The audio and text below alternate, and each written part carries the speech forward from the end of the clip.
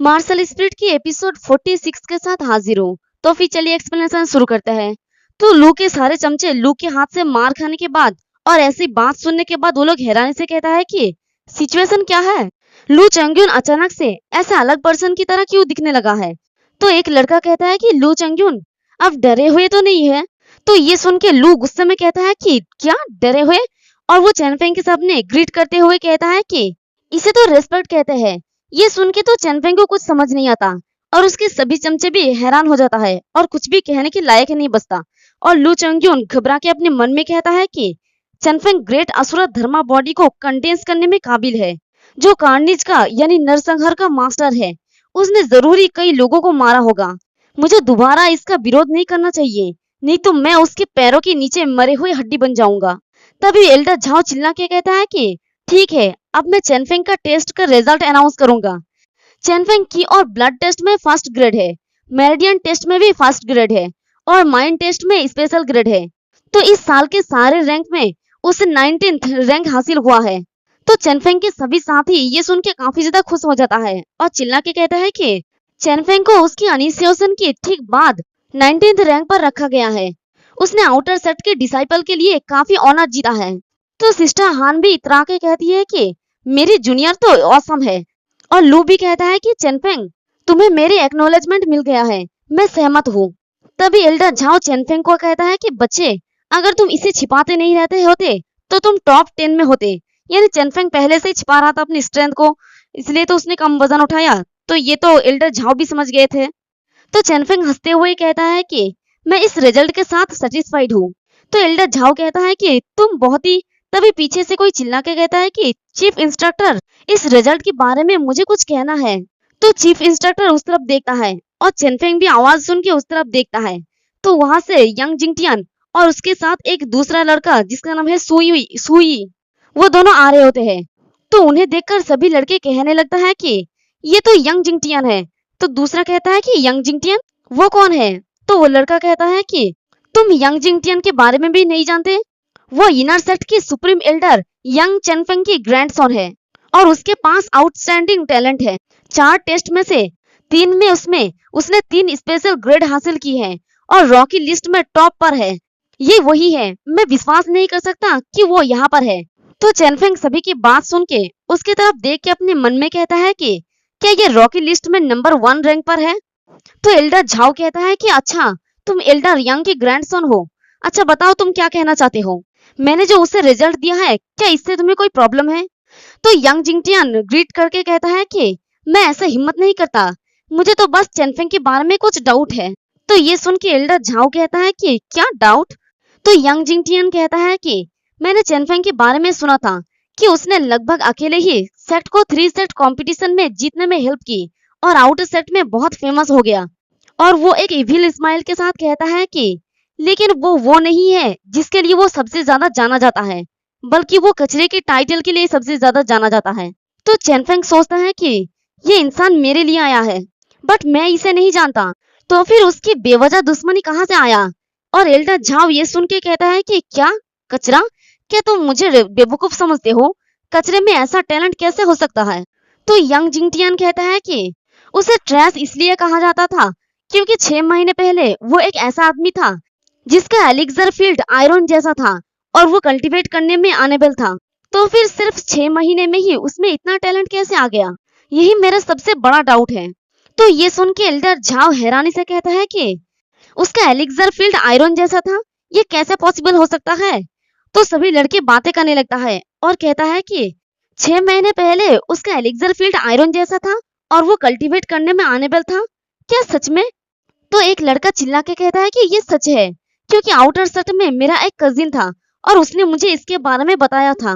तो ये सुन के वो लड़का कहने लगता है कि क्या आयरन जैसे एलेक्सर फील्ड वाले लोग अपने जिंदगी के आखिरी वक्त तक कल्टीवेट करने में अनेबल नहीं है, तो फिर चैनफेंग ने ऐसा कैसे किया। तो यंग जिंगटियन की कचरे वाली बातें सुनकर हमारा सिस्टर हान गुस्से में चिल्ला के कहती है कि मेरे जूनियर ट्रैश नहीं है, तुम ट्रैश हो, बल्कि तुम्हारा पूरा फैमिली ट्रैश है। और वो गुस्से में आगे बढ़ने लगती है। तो उसके सभी साथी उसके हाथ पैर को पकड़ के उसे रोकते हुए कहते हैं कि सिस्टर हान थोड़ा शांत हो जाइए, शांत हो जाइए। तो एल्डर झाओ चैनफेंग को पूछता है कि चैनफेंग, क्या उसने जो कुछ भी कहा वो सच है। तो यंग जिंगटियन हंसते हुए कहता है कि चेनफेंग झूठ मत बोलना। एल्डर रेन यूजुई ने मुझे तुम्हारी सिचुएशन के बारे में विस्तार जानकारी दी है और मुझे तुम्हारे अच्छे से देखभाल करने के लिए कहा है। तो चेनफेंग कहता है कि एल्डर वो सही है, मेरा एलेक्जर फील्ड पहले आयरन जैसा था। और वो अपने मन में कहता है कि जैसा कि मुझे उम्मीद था, ये रेन यूजुई फिर से वो सच में मुझे परेशान कर रही है। तो चेनफेंग की बात सुन के एल्डर झाओ हैरानी से कहता है कि मुझे ये विश्वास नहीं हो रहा है कि ये सच है। तो फिर तुमने कल्टीवेट करना कैसे मैनेज किया? तो चेनफेंग कहता है कि ये, और वो अपने मन में कहता है कि मैं अपने ड्रैगन ब्लड लाइन के सीक्रेट को रिवील नहीं कर सकता। तभी सुई, इसे मैं सू कहूंगी, जो रॉकी लिस्ट के 20वां रैंक पर है, वो कहता है कि चीफ इंस्ट्रक्टर, अगर आप उससे पूछेंगे तो वो आपको नहीं बताएगा, क्योंकि ये सब जानते हैं कि किसी पर्सन के टैलेंट और फाउंडेशन इनेट होते हैं, यानी जन्मजात होता है, और उन्हें चेंज करना ऑलमोस्ट इम्पॉसिबल होता है जब तक कि फॉरबिडन ड्रग्स ना ले, और फॉरबिडन ड्रग्स पोटेंशियल को ओवरड्रॉ कर देता है। तो ये सुन के सभी लड़के चिल्ला के कहते हैं कि क्या चेनफेंग ने फॉरबिडन ड्रग्स लिया है? तो दूसरे कहने लगता है कि बिल्कुल यही केस है, अगर नहीं तो फिर कोई पर्सन आयरन जैसे एलेक्जर फील्ड से आधे ही साल में छलांग लगाकर सीधे डिवाइन डोर रियलम तक कैसे आगे बढ़ सकता है? तो एक और लड़का कहता है कि अच्छा, तो फिर चेनफेंग को इसी तरह से टैलेंट मिला है। जो लोग फॉरबिडन ड्रग्स लेते हैं उनमें सीरियस हेल्थ रिस्क होता है, इस लड़के का तो अब कोई फ्यूचर नहीं है। तो यंग जिंगटियन हंसते हुए अपने मन में कहता है कि चेनफेंग, तुम्हें सबके सामने तुम्हारा चेहरा खराब करना सिर्फ पहला स्टेप था, अगला तो मेन शो है। तो एल्डर झाओ कहता है कि चेनफेंग, क्या तुमने सच में फॉरबिडन ड्रग्स लिया है? तो चेनफेंग कहता है कि एल्डर, मुझे लगता है कि अभी कुछ भी एक्सप्लेन करना बेकार है, आंसर देने के लिए टाइम देना कैसा होगा? तो यंग जिंगटियन कहता है कि चेनफेंग, तुम्हारा हिम्मत भी कैसे हुआ अब भी भागने की? और सू कहता है कि अगर तुम कोई ड्रग्स नहीं लेते तो तुम 19th रैंक पर कैसे हो सकते हो? मैं अपने आउटस्टैंडिंग टैलेंट के साथ सिर्फ 20 रैंक पर हूँ। तो ये सुन के चेनफेंग कहता है कि इसका मतलब ये है कि तुम ज्यादा टैलेंटेड नहीं हो। तो ये सुन के तो सू बहुत ही ज्यादा गुस्सा हो जाता है और गुस्से में कहता है कि तुम्हारा हिम्मत भी कैसे हुआ पोटेंशियल ओवरड्रॉ करने के लिए फॉरबिडन ड्रग्स को लेने के बाद मुझे अनटैलेंटेड कहने की? अगर ऐसी बात है तो क्या तुम अभी मुझसे बैटल करने की हिम्मत करते हो? तो यंग जिंगटियन खुश होकर अपने मन में कहता है कि सब कुछ मेरे प्लान के मुताबिक चल रहा है। अगर तुम कॉम्पीट नहीं करते हो तो तुम अपने चेहरे दिखाने के लायक नहीं रहोगे, और अगर तुम कॉम्पीट करोगे तो सुई तुम्हारे सारे हड्डियों को तोड़ देगा। चेनफेंग, मैं देखना चाहता हूँ कि तुम क्या करोगे। ये तो चेनफेंग को कुछ ज्यादा ही अंडर एस्टिमेट कर रहा होता है। तो चेनफेंग भोला बनते हुए एल्डर झाओ से पूछता है कि एल्डर, क्या इनर सेट में डिसाइपल के बीच प्राइवेट बैटल को फॉरबिडन नहीं करते? और अपने मन में कहता है कि मैं इस लड़के को सबक सिखाने का एक अच्छा सा मौका ढूंढ रहा था, लेकिन मुझे उम्मीद नहीं था कि वो खुद से ही मेरे पास आ जाएगा। तो एल्डर झाओ जवाब देता है कि कियान युआन का इनर सेट जंगल का कानून बनता है, जो ताकतवर है वही सरवाइव करेगा और उसी का राज चलेगा। जब तक कि दोनों पार्टी एग्री है, वो बैटल में मर्डर के अलावा सब कुछ करने का यूज कर सकता है। तो सू एरोगेंसी के साथ कहता है कि चेनफेंग, इनर सेट का यही रूल है, अगर तुम कॉम्पीट करने से बहुत ज्यादा डर रही हो तो अभी मेरे सामने अपने घुटनों के बल बैठो और मुझसे दया की भीख मांगो। तो चेनफेंग अपने हाथों को स्ट्रेच करके कहता है कि तुमने तो कुछ गलत ही समझ लिया है, मैंने तो सिर्फ ये जानने के लिए रूल्स को पूछा था कि मैं तुम पर कितना जोर से हाथ रख सकता हूँ। मैं इस चैलेंज पर एग्री करता हूँ। तो ये सुन के सू गुस्से में कहता है कि मुझसे बकवास करने की तुम्हारा हिम्मत भी कैसे हुआ?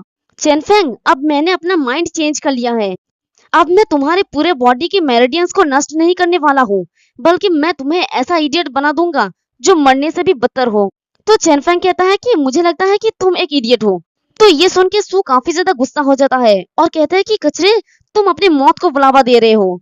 और वो अपने मार्शल स्पिरिट को रिलीज करता है, जो बहुत सारे कंकाल वाले सर होता है। और इसी के साथ हमारा ये वाला एपिसोड भी खत्म हो जाता है।